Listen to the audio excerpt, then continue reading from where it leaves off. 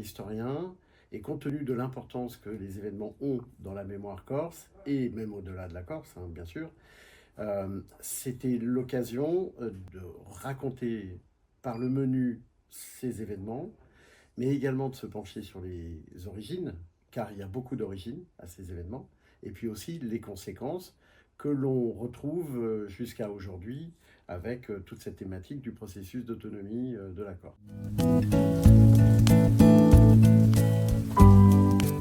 Pour parler des événements eux-mêmes d'Aléria, j'ai surtout eu accès, et à ma connaissance, je suis le seul à avoir eu accès, au dossier d'instruction du procès qui a eu procès d'Edmond Simeoni et de ses compagnons devant la Cour de sûreté de l'État en 1976. Et donc, il y a quelques années, c'est un avocat, un des avocats du procès à l'époque, qui m'a laissé l'accès au dossier d'instruction, ce qui m'a permis de restituer pratiquement minute par minute les événements vus du côté des forces de l'ordre et vus du côté des occupants de la cave. Bien sûr, des témoignages des occupants de la cave. Donc ça, c'est la source pour les événements. Pour le reste, bon, c'est vrai que j'ai consacré pas mal de temps de ma vie à étudier le nationalisme corse. Donc, ma foi, j'ai à peu près dépouillé tous les journaux, tous les hebdomadaires. J'ai travaillé sur les archives des mouvements, etc., etc. Et puis, évidemment, aussi la presse nationale.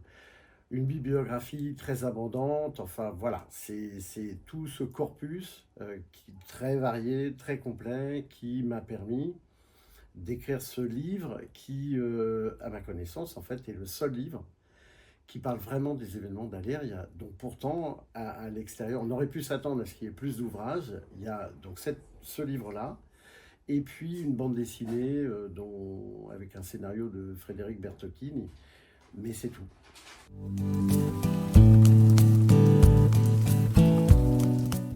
Aléria, justement, c'est une question que moi, en tant qu'historien des mouvements, etc., ça m'intéresse beaucoup de me pencher là-dessus, parce qu'on parle, les mouvements nationalistes, en général, parlent d'Aléria comme étant l'acte fondateur du nationalisme corse.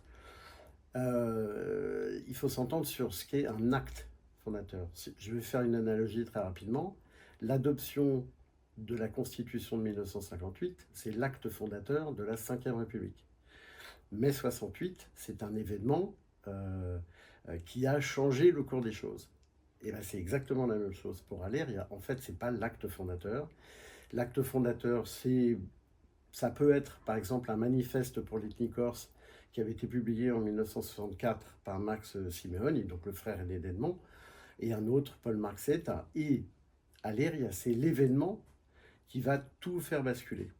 Et ça va faire notamment basculer dans le sens que la question corse va devenir une question d'actualité à l'échelle au minimum de la France entière.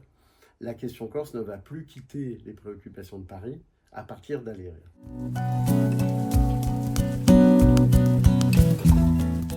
Au niveau de la société corse, ce que j'observe, c'est qu'il n'y a pas de consensus.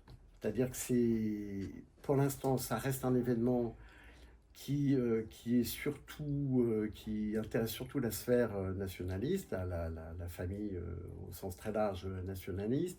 Elle n'est pas forcément, c'est pas forcément un événement qui est adopté, on va dire entre guillemets, par l'ensemble de la société.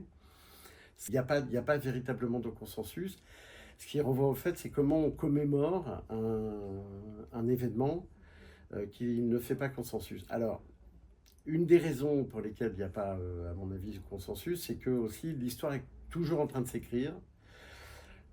C'est un événement en histoire, on appelle ça un événement traumatique, donc qui a engendré un traumatisme ou une déflagration, d'où le titre de mon livre. Et cette déflagration, elle n'est pas encore achevée. On sent encore des secousses qui se terminent. Alors 50 ans, c'est vrai que c'est long, et en même temps, c'est un peu court. Après, une autre interrogation, c'est quid des jeunes? Quid des jeunes? Est-ce que si on leur dit Aléria, ça leur parle? C'est pas absolument évident. Et d'où d'ailleurs aussi une des utilités, un des motifs qui m'ont amené à publier ce livre au moment des 50 ans.